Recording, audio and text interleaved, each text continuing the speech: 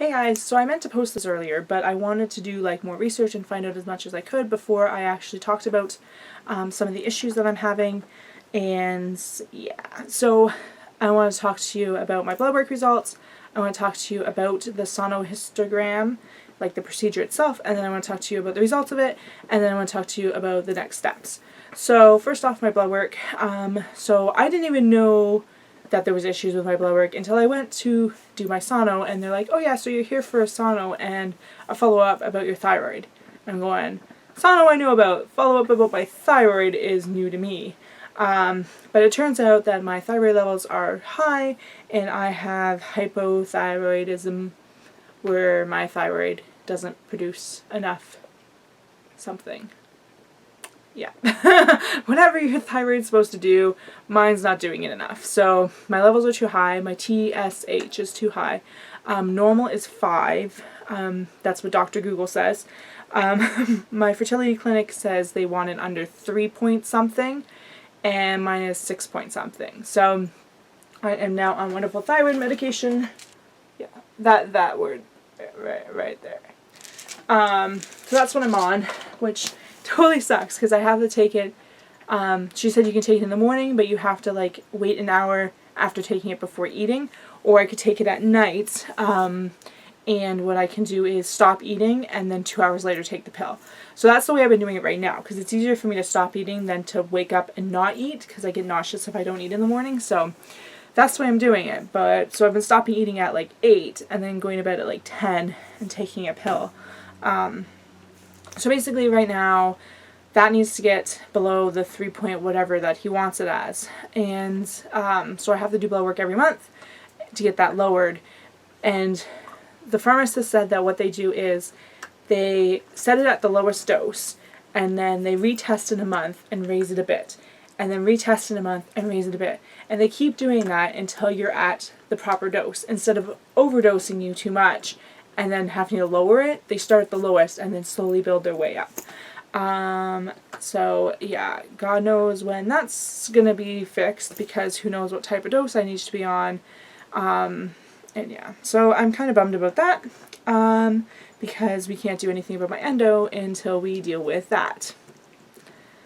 So the sonohistogram, so it was not as bad as I thought it was going to be. I don't know, I thought it would be like weird or something, but nope, it was fast, and I felt a pinch when the catheter went. So I guess I should explain the procedure first, but so what they do is they insert in the speculum thingamajiggy, and then they put the catheter through your cervix, and then they take out the speculum thingy and put saline through the catheter into your uterus, and then they use an ultrasound, vaginal ultrasound, to then see where the saline stuff is going.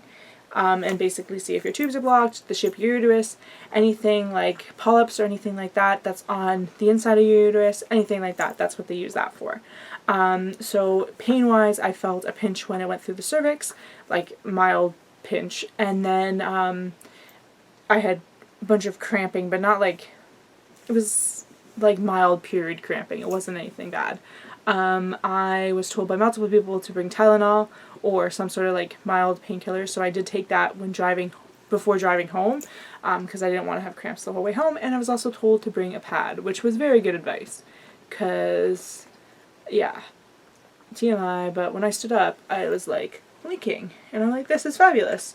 I did have some spotting as well. I don't know if that's normal, I'm guessing it is, because they're going through your cervix. So yeah, I don't know what else about that. I also had the repeat blood work for my thyroid, which they were supposed to call me back with the results, but they never did. So I don't know what's going on with that. Although he did say he would call me back with the results so that way they could give me a prescription, but they gave me a prescription at the clinic before I left. So maybe that's why they didn't call me, because they didn't need to, because they already gave me the prescription. I don't know. Yeah, so the sonohistogram thingy showed that I have bicornuate, I'll put the word here, bicornuate uterus, a heart-shaped uterus, which he said, I don't know how he phrased it. I don't know if he phrased it like it's common to have endo with the heart-shaped uterus, or it can cause endometriosis. I don't remember the exact phrasing, but basically there's a correlation between having a heart-shaped uterus and having endometriosis. Because I asked him about the endometriomas, because on previous ultrasounds I've had endometriomas on my ovaries, so I asked him about that, and he said in the report it didn't mention it, but he wanted to look at the actual pictures, the images of the ultrasound that I had last week, because I don't know if this shows the endometriomas or what, but he wanted to look at the images of that. But like I said, we can't treat my endometriosis unless we treat the thyroid first. So basically I have a heart-shaped uterus. There are two kind of like main abnormalities from my research online. One is like a septum, I think it's called. It's where like the inside goes in. I'll insert a picture of that here. So basically the outside of the uterus is normal shaped, but the inside isn't.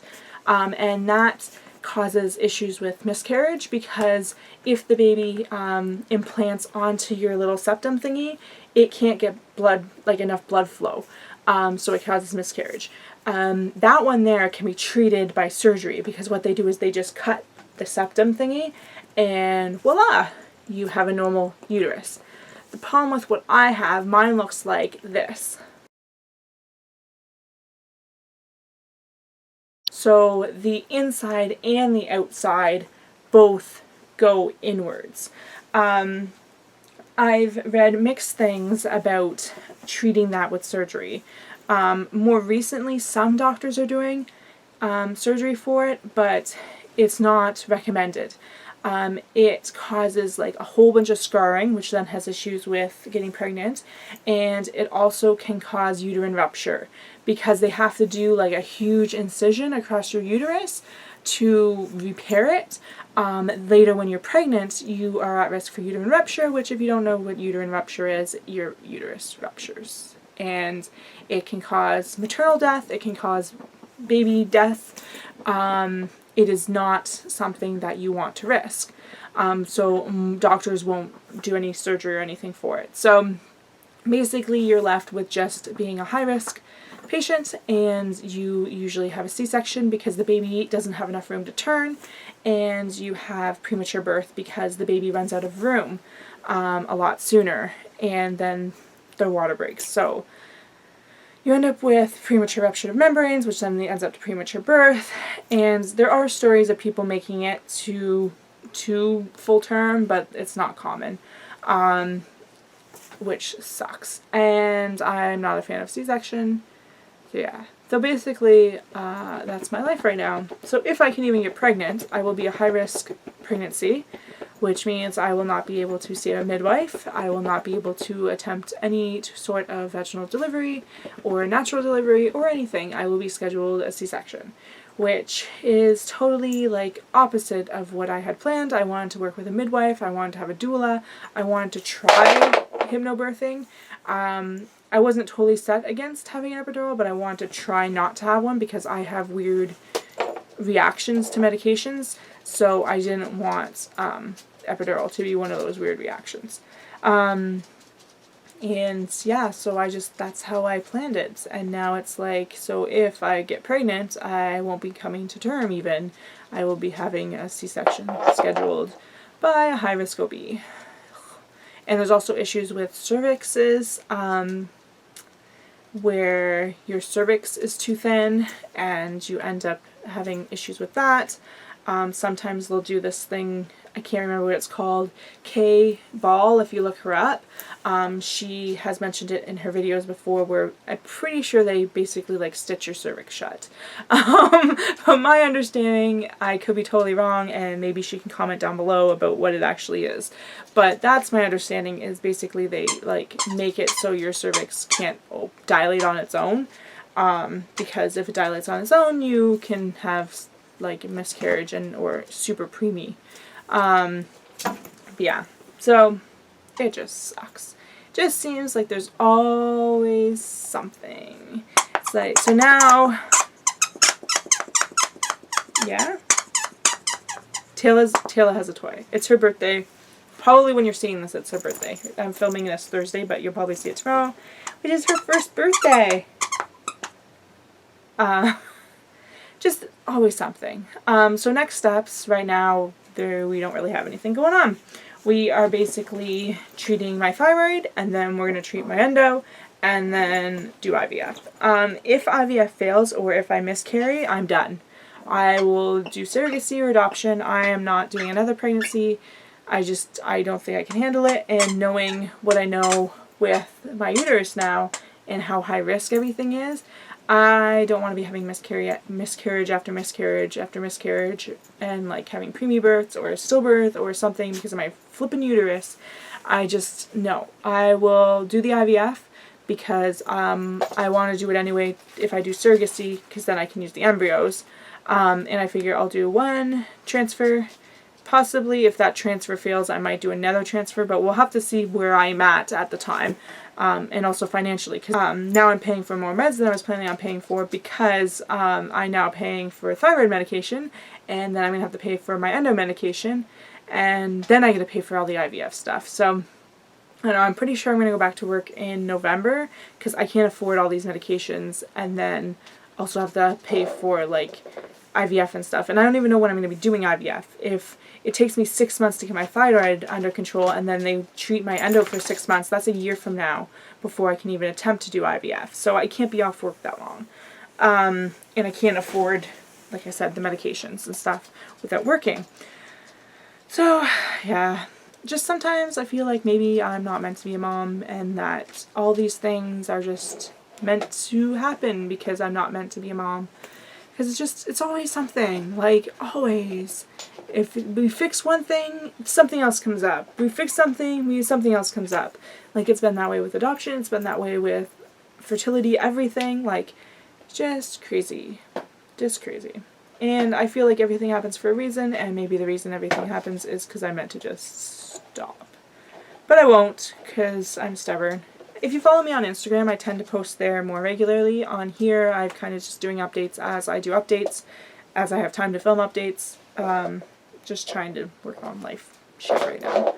I still need to film the your questions answered video. There's like a couple of people that asked questions that are similar like category as other questions asked. So I kind of want to group them together and then have like a category that I just go through that category. Because otherwise I think I'm going to be repeating myself a lot, because I repeat myself anyway, so might as well repeat myself in the same topic. But yeah, I haven't forgot about that. I just haven't had a chance to go through and do all the questions. I'm going to my parents' trailer tomorrow, which is today for you guys, because it is the last weekend for the trailer, so I want to get that in. Next weekend is Thanksgiving weekend for us Canadians, so I will be having tofurkey, which is fake turkey. And yeah, I can't remember. I felt like there's other stuff I wanted to say, but right now IVF's kind of just on the back burner while we figure out everything else, and we figure out what I'm even doing, because I don't know if I want to risk a pregnancy knowing what I know, but maybe I need to see like how bad it is, because he just said that like that's what I had. He didn't say like how far it went or anything like that, so I don't know. He was in a rush, and we haven't had a follow-up appointment yet. So maybe when we have a follow-up appointment and can actually discuss the risks better than me just consulting Dr. Google, maybe we can determine if it's something I want to risk or not. And maybe if I can consult with like an OB, like a high-risk OB, and see if it's something that's safe for me to even do. Yeah, that's where I am. So, thanks for watching, guys. If you have any questions or comments, feel free to post them down below. Don't forget to subscribe if you haven't already, so you can follow me along on this journey, and talk to you guys later. Bye. Hey guys, welcome to week 2 of my weight loss vlogs. This was supposed to go up yesterday, but I just lost track of time, and I didn't film it. So, I did weigh in yesterday, so